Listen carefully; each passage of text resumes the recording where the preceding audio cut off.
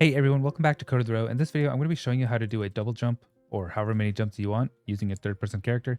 This is just a blank third-person template using Unreal Engine 5.4. So I'll go to my content folder, third-person blueprints, and BP third-person character. And before you would have to play around with this jump logic back in Unreal Engine 4, add a branch variable for jump counter and so on. But now all you have to do is just head over to your BP third-person character, and there is a section called character. And down here, you'll find a character tab, just character, and there's a jump max count and a jump max hold time. So for example, I'll try setting this to 5. So this will pretty much just allow me to jump 5 times. So now I can jump, jump, jump, jump, jump, jump.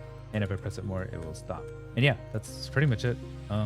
This was a Patreon request. Thanks for watching. Go to there, like, subscribe, comment below what you want to see next. I'll see you in the next video. Thanks for watching.